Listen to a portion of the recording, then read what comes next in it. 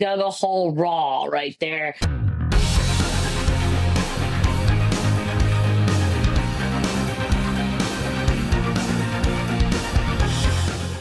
Hey, welcome to Bass Gear Magazine. I'm Scott Spires doing an interview with Brenna. Is it Leath or Leath?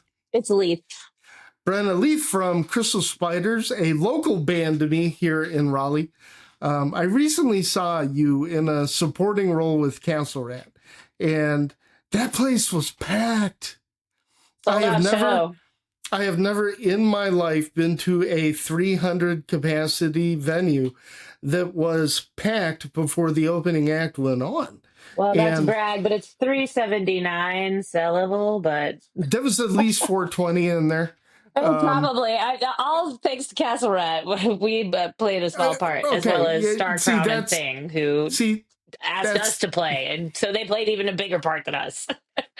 they were awesome. The opening act, they hit it out of the park.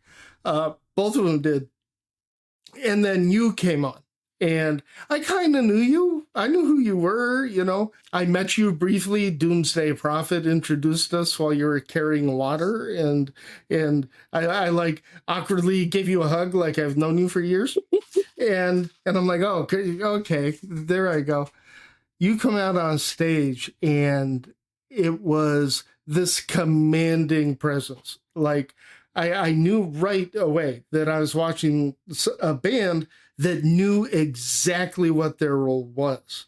Their role is to get that crowd like ravenous, praise, heaps of praise on the opening act, and get them primed for Castle Rat. That place was so packed. We were by the benches. We couldn't even breathe. Like we were totally crushed.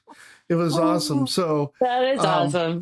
what I I mean, I saw was glad that I was on stage and didn't have to be crushed back there, but what I saw that night mystified me, and we haven't really talked. We've chatted, but what I saw was three musicians with virtual mastery of their all three. Reed, his guitar playing is ungodly. I know that Gene Simmons and other people like Rick Beato, where are we going to find our guitar heroes? That dude he's lit, as Gary, the North kids would say. Carolina, Aaron on the drum. He's playing lead drums. He's doing lead build. drums. I love it. He's the perfect drummer to handle you two. And then there's you, and your playing is like this weird hybrid of Geezer Butler, Al Cisneros, and John Wetton. Like, Whoa. I don't understand what I saw. I don't understand your technique. I don't understand where you learned it. And I'm guessing you have an extremely high gain rig.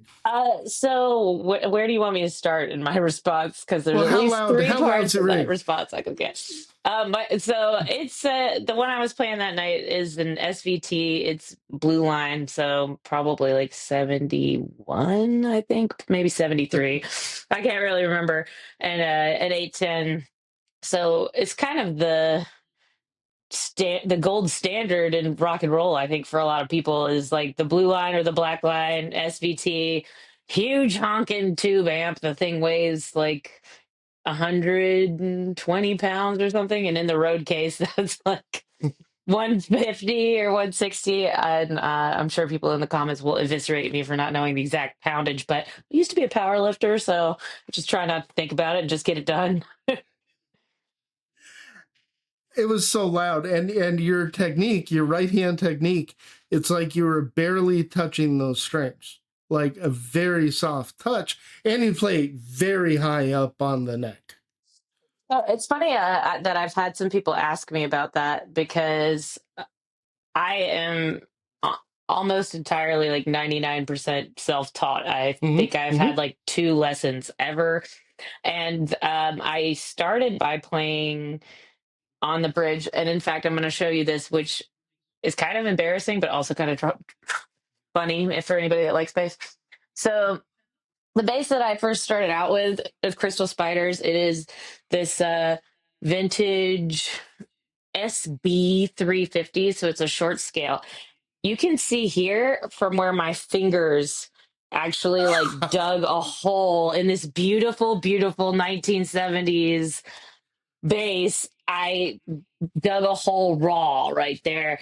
And like I look at it now and it almost makes me sad because I figured out like after a couple years of playing it like that that it was actually like way more comfortable to play just kind of nestled right here. Like you can literally see how my arm just fits in Yeah. this crook right here. And almost all of the basses, well, the main bass I have, as you pointed out earlier, is a 1981 Kramer Vanguard, which is a V.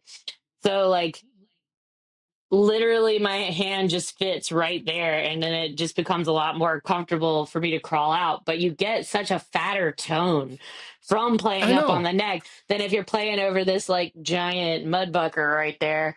So my other guy, the Reverend, which is actually like, can you see why I like Oh, it?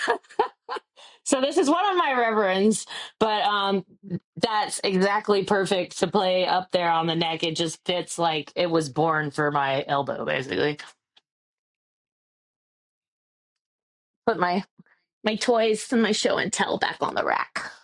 yeah, but it's always fun to bring out the gear and like the audience is watching actually is tracking what you're saying. By the way, Well, when you have the Brenna Leath custom build, it's gonna have that gouge will be rotored in. Like custom would be I like hope not. $200. I will That's ruin your funny. base for you before you buy it for the low, low price. How low do you have your action on your bass? um, I'll play in D standard, so pretty much I keep it fairly across the board. But like you could maybe put a piece of paper between the string and the fretboard.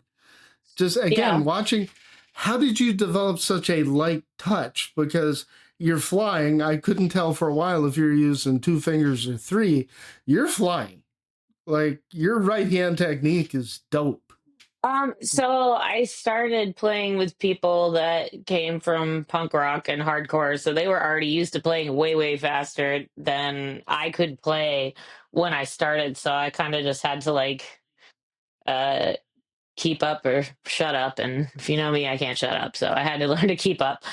And I just figured out that the more I dug in, the worse it was for my bass, but also like the more likely it was that I was gonna hit another string by accident, even if I was like muting with the other hand, that I wasn't gonna be able to play with enough elocution. So just kind of like constantly playing with a little bit of like clawed tension, like makes it a lot easier to get the right tone without sacrificing speed. It's so old school and it was refreshing to see. As good as your right hand is, your left hand, the position, the relaxedness, the speed, well, you look like you're classically trained. Oh, I just kept staring I'm and sure going, Reed is watching this laughing somewhere. how is she doing this? So I'll have to either kind of figure out something based on like my ear and what I think is going on, or I have to pretty much be shown and then figure it out from there if it's something that somebody else has written.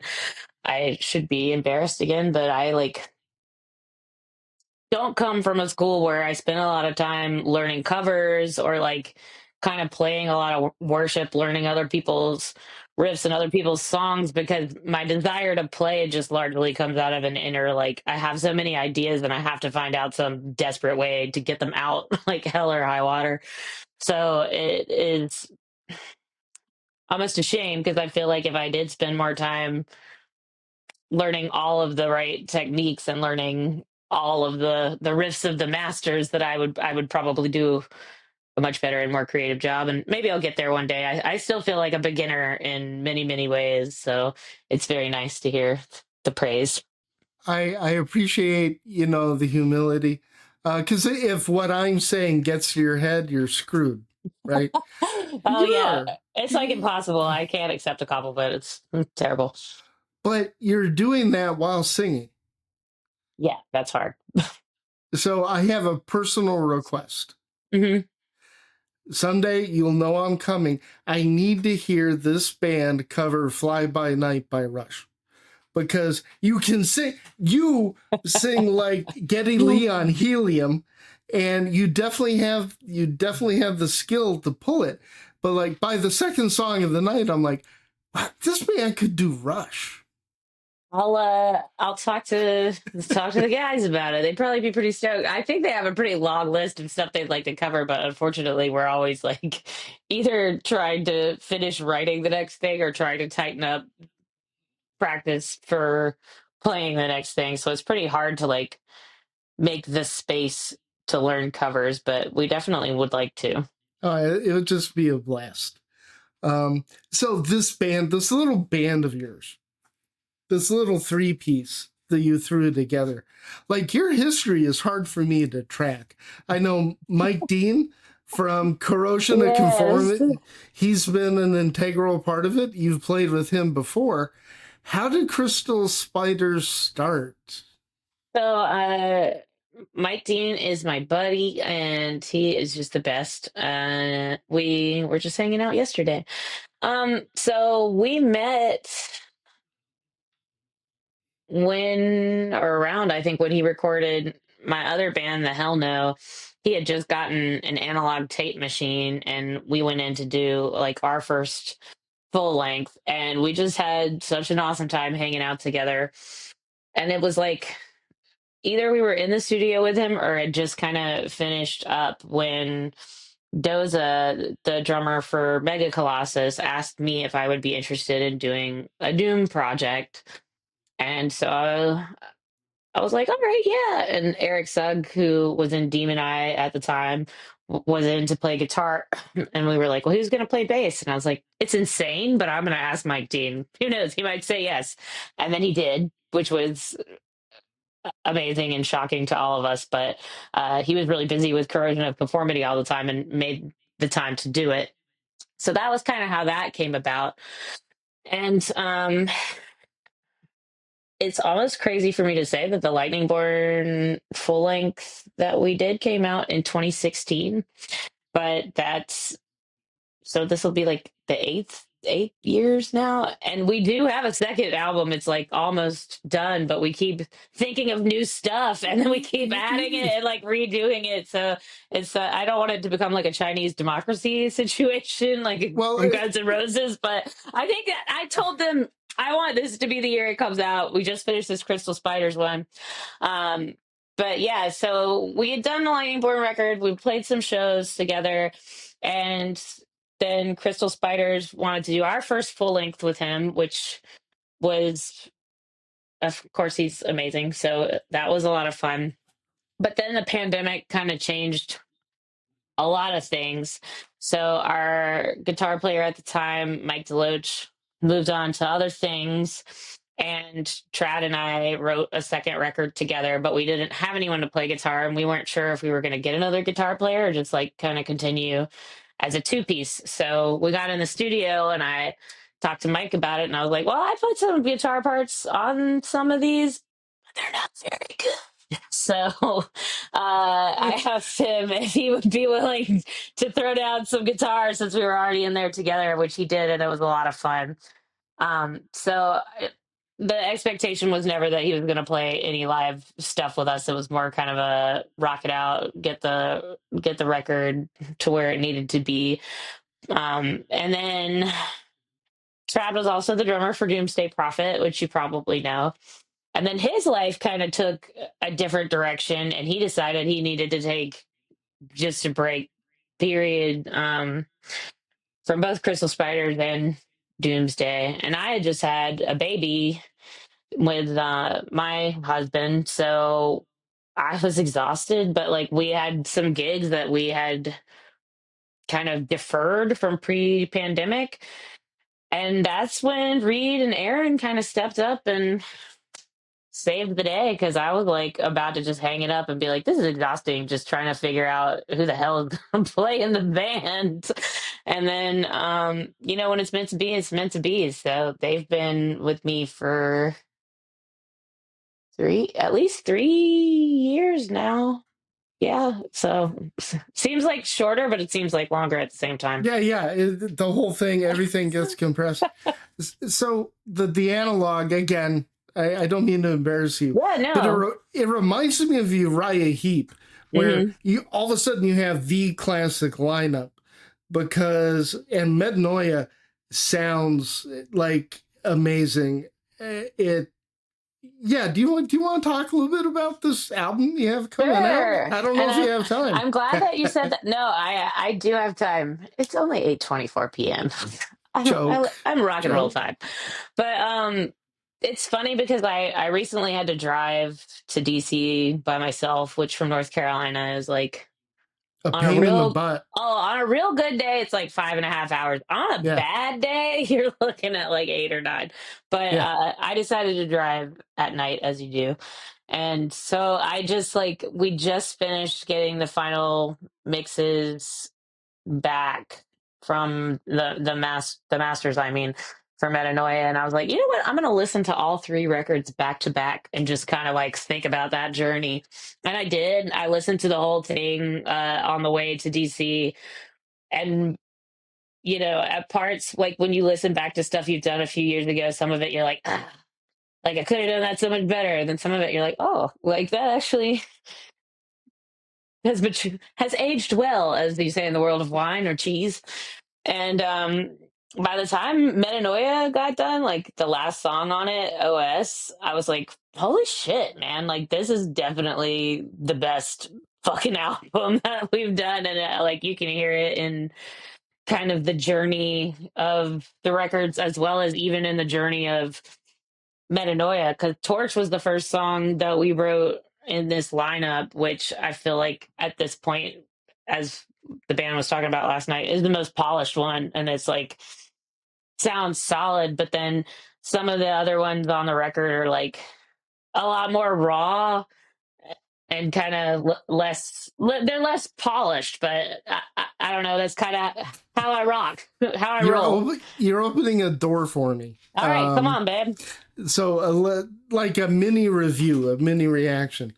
First off, I was telling Julie last night, I was listening to a certain song, like I was rocking out on the couch for like an hour, and it was the same song. I just would get done with it and I'd go back, and I'd get done with it and I'd go back.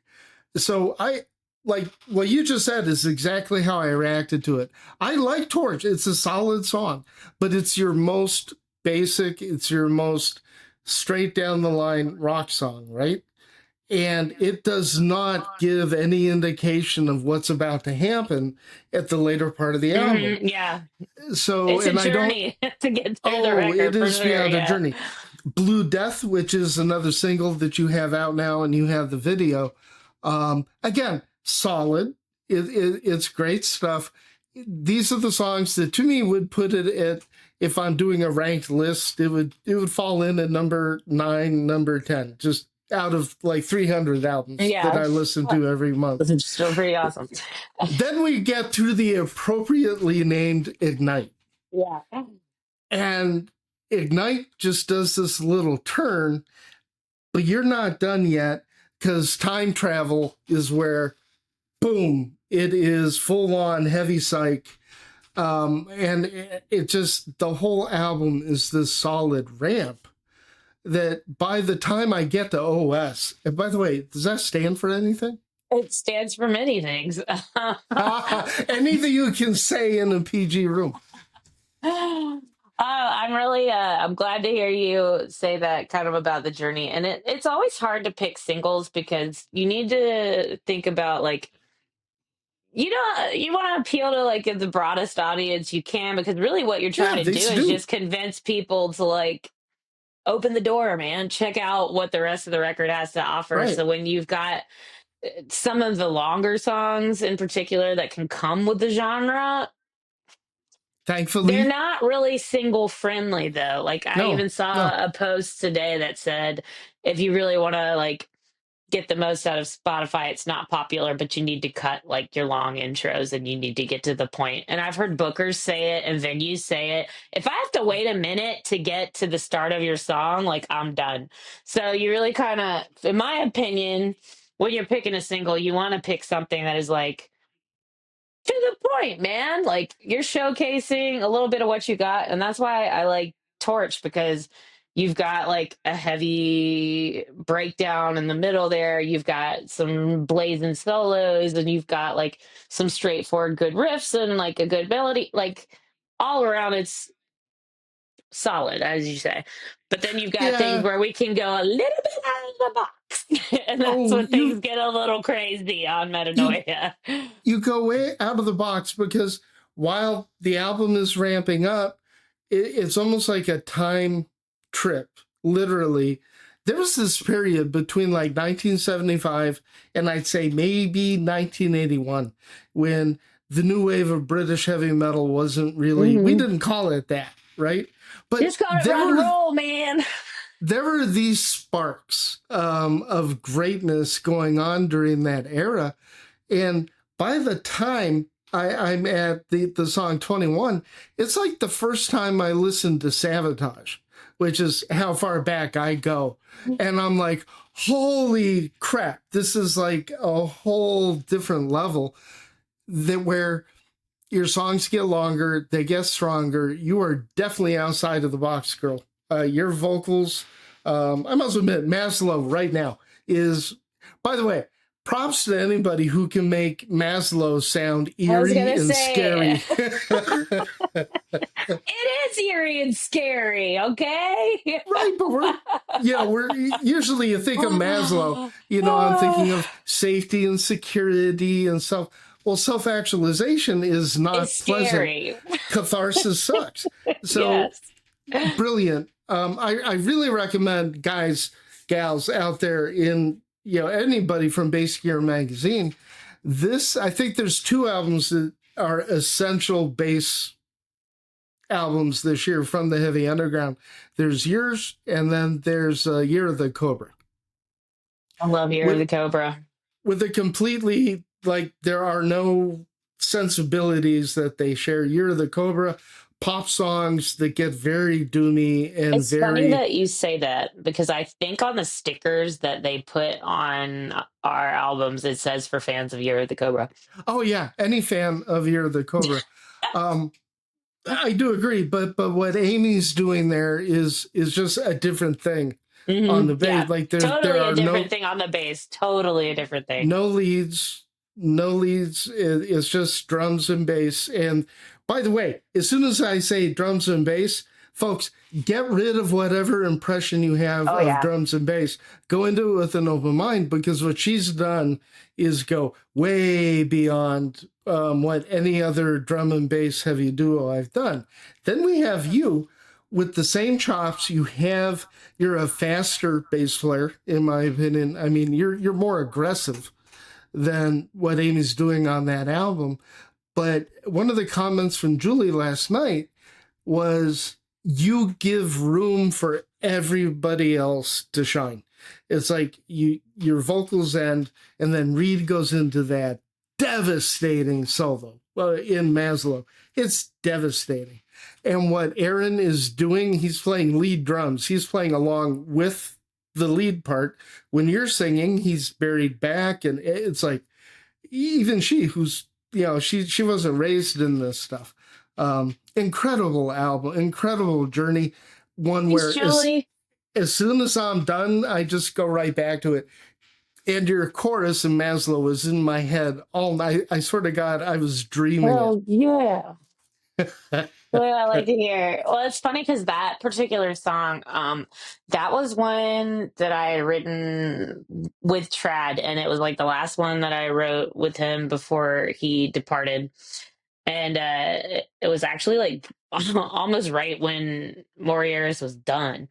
So I was like sitting on it for a long time, and I didn't try to do it with the guys because like we were still gelling and getting our live stuff together. And then Reed had a couple things he was itching to get out, including Torch. Like he'd had those riffs he was sitting on for a long time, and I wanted to as you say, give space to them, because like I'm not a totalitarian songwriter by any means. Like I can write a song, but I also like it much better when everybody's bringing their own ideas and you're kind of riffing off each other, because I think that's like any dish, right? Like you add different influences and then what you come out with is a much stronger product often than if you have kind of a singular palette and a singular vision the entire time. Not to knock that, because that can work too. But it's so I had Maslow and I brought it back to them. You know, it pissed me off in the studio so bad. Like that was one of the ones that the demo that I had of it that I did in the practice space and that I think I'd like worked on in my little home studio off to the side over there. And I was like, this is a bop. And then I could not get the same thing out in the studio. Like when those guys got involved, the performances that I was giving, the effects in the studio, and Mike Dean gave me some solid advice, as usually he does, which is at some point you got to stop chasing the demo and you got to stop chasing like what's in the past, basically, of what you remember that this sounded like in that context and in that situation. And you've got to let it like mature and become its own thing, which is very Maslow in itself, actually. So The irony by the time abounds. it honestly got done, I was like, thank God. And that wasn't itself cathartic because I just wanted to be done with it. Like we played it on stage a couple of times and it pissed me off so bad that I was like, I don't want to play this song anymore. And like maybe we'll bring it back eventually, but it really like got my goat. Oh, I'm begging. I'm personally begging. But All right, it I'm less affects pissed me. off about it now, so we'll get there. It affects me so deeply. If you remember, I said, "Are you a counselor?" Not just a nerd. And we go from there to 21, which, and this is where, again, another analog.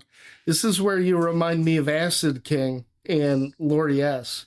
Oh, I love Because Acid King so much. That's a this huge is compliment. this is your band, but she knows she has Guy on bass. She knows who she has, and she's like, here's what I have. Do something with this. And 21 for me is just a goosebump of, I just feel this creativity from three people who, for whatever reason, they don't have any barriers anymore and they just swing for it. That one is quite funny because that was like almost entirely a Reed tune, and he had brought it in. No, not almost entirely. He brought it in, and then I think he had like two riffs out of it, and then the bridge, I think, where it like just goes into a totally groovy, almost like sidewinder situation. That's me. So like I stuck that one in there, and then I hadn't finished actually the vocals melody. I hadn't even finished writing it by the time we got in the studio. And so like they laid down on the instrumentals and I went in there one day with Mike and did my vocals. They sent it to the guys and he's like, what the hell? Like that was awesome. Like we had no idea that's where that song was gonna go. But like then they were like, that's the hidden rock and roll track on the album. And Yeah. it came out really well, I think. And then, of course, we have you don't give us a soft landing with OS. It just, to me, it's like the ellipsis going, there's more coming. Mm-hmm. Like it doesn't have any sort of feeling. It is finality for the album, but not for the band. So I'm hoping the three of you are just bursting at the seams, and we're not going to have to wait Tool years. Well, you were at the Castle Rock gig. We played you a Yeah. song that like we just wrote that didn't even have a name. Still doesn't have a but like I sort of has a name. But we had just written that one and we played it at the Castle Rock gig. I think we have a lot to say right now of yeah, so hopefully we can bang out writing another album really quick, but things just kind of like come out in the middle of nowhere. I'm like a very just start jamming on something at the beginning of practice, and then before you know it, we've completely derailed what we intended to do that day, and then by the end of the practice, we've got like almost a new song. Okay. Now, for those of you in Bass Gear Magazine, this is your first taste of Heavy Underground. There's another channel called the Heavy Underground Farm Report, and you did that fantastic interview with Sean.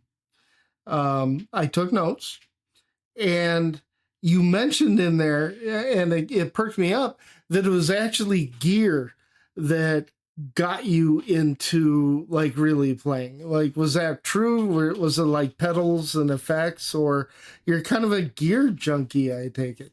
So yeah, I've definitely got the gear acquisition syndrome, the gas, and I can credit our first guitar player, Mike Deloach, for that. He's a total like gearhead. I'm also a super shopper. I love old things. I love vintage stuff. I'm constantly like looking for cool things, and so man, scouring Facebook Marketplace for like cool weird bass gear is one of my favorite things to do. Obviously, I've also fallen prey to some reverb impulse buys, as I think a lot of people who like old weird gear are prone to do. But yeah, absolutely. So the first bass I bought, because I wasn't even sure if I was gonna like it, actually came with that Fender Rumble back there. It was like in our practice space, we have I don't know, like 20 other bands that practice there, probably more than that. And another band that I knew, he had bought one of those like buy it in a box kits for his girlfriend at the time, and it was a Squire Jaguar bass and a Ooh. Fender Rumble.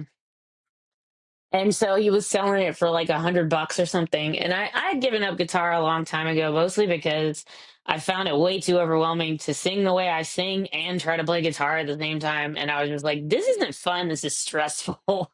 So I just had hung up guitar and just been like a standalone singer for many years, probably. I stopped trying to play guitar in bands when I was like 23 or 24, and then just sang for another 6 years or something. So I picked up that bass kit for $100, and I was just like, I don't know, let's see if I like this better than the guitar. And a lot of people had actually been, I don't want to say discouraging, but maybe like gave me some trepidation because they were like, oh, if you think singing and playing guitar is hard, singing and playing Ah. bass is way harder. And I was like, ooh. So then I got it, and man, it was just like fish to water. It was easy. I don't want to say easy because it wasn't like, and then all of a sudden I knew 10 songs, but it was like it just came a lot more naturally to play to with the rhythm and then be singing the melody, even though they're like two totally different things. Instead of a lot of people say it's easier to do guitar because often guitar and melody are more the same versus rhythm and melody being two different things. But it worked for me. So I kind of wish I would have kept that bass if I'm being honest with you because it sounded really good. But I definitely fell prey to the Squire. Ooh, get a Gibson and Ah. get. Ah. But I don't know. And then I actually just recently traded my Fender P bass that I had, a pretty nice one, a Roger Waters model, to my teen because I was like, man, this P bass sounds great. But then I plug it into all my rig and all my stuff, and it is just not giving me. It's not giving me what the other things give me. And I pretty regularly like cycle my stuff and I check like, have my taste changed? Did this new pedal change how I feel about this? I've got a couple different heads, so I'll just like plug and play and switch out and be like, all right, pulse check. I still love the Kramer and SVT most of all. That is my favorite combination out of Yeah. everything. They are Yeah. heavy physically, but they're Yeah, that's not a heavy like light bass. sonically. No, God, it's the shoulder boulder is what we call it. How's the neck dive on that thing? Not a None, because pinch, of not the at all. huge body that you Just have. ballast, and the balance is perfect. Like if it was not so heavy, it would absolutely be the perfect bass. But that's part of the reason I love the Reverends, because they are like, they gotta be at least half the weight of that thing, and it's like you're holding nothing at all when you're playing one of those. Okay, before I get to the fun stuff, do you have any preference for strings? um, I use the short scale strings, so I'm always trying to look for that because I play the shorties. I think the Dario medium short scale strings are the ones I usually gravitate towards. But honestly, in a pinch, if I'm at the store, whatever they have in short scale, I will take, because they don't come around every day. I usually have to buy them on Amazon, God forbid. You've got a very mid-range, upper mid-range sound with beefy bottom. I'm assuming you change your strings more than once a decade. Well, I change them more frequently now that Reed harasses me. So, pretty much before we got like something big coming up. And Reed is awesome. He has worked on guitars for a really long time, so he'll do my setups for me and change my uh, strings for me. And he's just a darling, wonderful human, so he doesn't make me suffer through that. And I also have another bass boy that I love. His name is Donald Boyd. He has played with Moynock. He played with band around here, Valletta, for a while, and he is like a luthier supreme slash amazing bassist, way better than me. But he is always down to go on a wild bass adventure with me and to try to figure out one of my new weird acquisitions and set it up for me. He's always like excited actually when I call him. He's like, "What'd you get this time?" And put some new okay. strings on it and troubleshoot. So, what are your go-to pedals? Are there any pedals that you have that this is in your signal chain no matter what? Yes, I have a Polytune tuner, so that one is my favorite, and it's a little baby one. I have a vocal pedal that is TC Helicon duplicator. I Okay. actually got that hot tip from Dorothea from Windhand, and it has been a godsend because everyone I tried before that was just like a feedback machine. And then I have a Hoof Reaper V2, and I think it's Electro Harmonics is the brand, but Hoof is the pedal. I had the standalone Hoof, and then I saw they came out with the V2 Hoof Reaper, and I use that one. I can get some grief from Reed sometimes if I don't have the both of them totally dialed to the room, because it can pump, baby. Like if you turn both of them on at the same time. Sorry, Les Paul JCM 800, because it is blowing you out of the room. But man, it sounds good. I also have this crazy uh bootsy fuzz wah pedal, but I have not figured out how to dial that thing.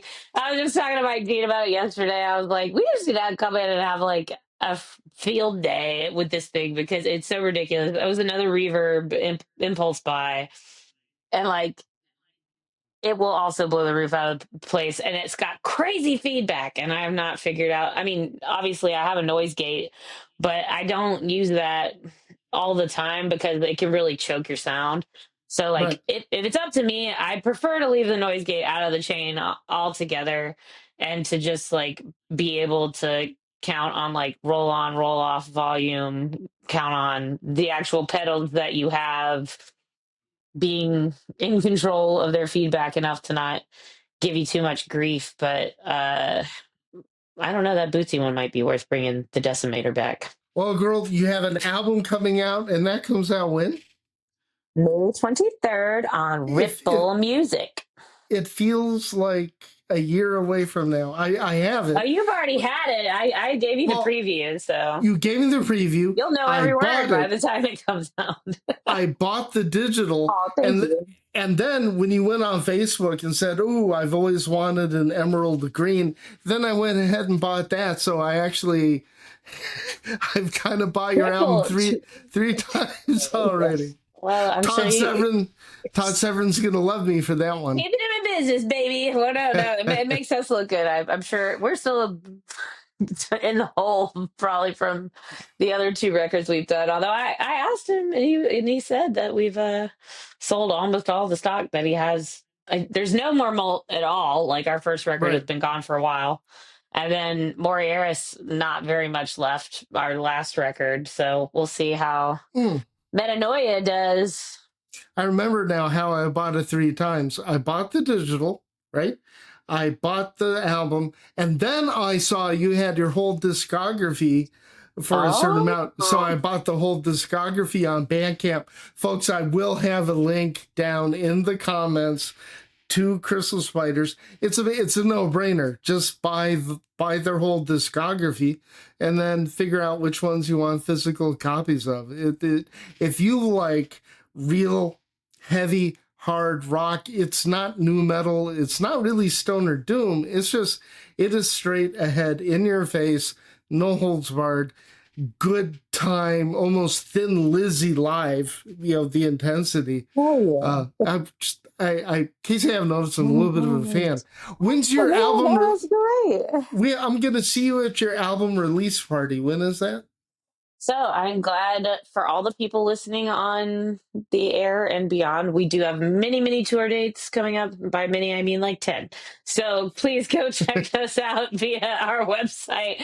But our album release party is here in our hometown, Raleigh, North Carolina, on May 30th. We've got the homies Bronco from Wilmington. That is actually the I don't want to say Toke Part 2, but it's 2/3 of Toke that I know. reformed. Yeah, so I, Bronco I is playing with us as well as our buds Lie Heavy, which is North Carolina royalty. You got Carl Agell on the vocals. So he's my I homie. saw him do a performance. I think it was at Chapel Hill at the, what is it, the 5 something? 506. 506. There's only 10 people in the audience.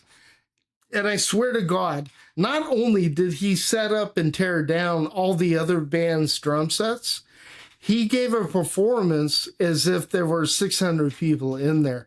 It didn't matter to him. Classic Carl. I didn't know he could break down a drum set, but it doesn't surprise me. He's a man of Now, many talents. I think I saw it. Like, there's no other witness, but that's what the underground scene is. All the bands, they help each other, Of in and course, out. yeah. And so where's that album release? Is that at Poorhouse? The Poorhouse Music Hall. That is home away from home. One of my favorite venues ever to play. Chapel Bones coming in close second lately. I They're love really getting Chapel in of together, Bones. man. I love Chapel of Bones. That was the nicest venue. That staff that night, that was an A-team staff. And I heard them saying everybody was on cloud nine, man. We were all having such a great time, like just so excited for the night. So the first realization I had of many watching you is, and I put it on Facebook, folks, I would have paid this money and went through this crowd, because we had to do a conga line between bands, right? It was like 2 amp trails. Yeah. It took 20 minutes to get to the back. Bar. And it's only like 60 feet long, but we had a conga line. I would see Crystal Spiders as the main opener. I would spend $100 for that ticket in an age when things are insane. But the greatest thing about the Heavy Underground is, no, you're going to spend 15 to 25, and you're going to meet you'll meet the band at the merch table, and they'll come out and talk to you, and you get to meet rock stars like Brenna Leath. I'm around. But thank you so much for tonight. This has been, man, thank you. And I will see you hopefully in the next few weeks with the full band. Well, I hope that you make it out to our album release party. You let me know. I'll be there. There'll be a spot for you I'll save it right up front. Put your name on it. I'll write a sign and we'll say Scott. Just put it right there. Cleanest over, this is the cleanest over stoner. Yeah, Yes, yeah. absolutely. I'll tape it right up to the side of the stage, and then I'll beat anybody with my kramer that comes and tries to get in the way. So again, folks, the band is Crystal Spiders. This is Brenna Leath. This is Album of the Year time. If you've lost touch with what it was like to listen to heavy rock in high school, this is the album. This is I think it's phenomenal. So thanks again. So happy to hear you say that heavy rock is alive, and well, long live rock and roll, because the way that you described the band is how we internally describe it to ourselves and try to describe it to other people. As far as like, we just want to be a really good rock and roll band. I want to write hooks that get stuck in your head. I want you to remember the choruses and to feel like that's something you want to listen to again and again, and something that you relate to. So thanks for listening.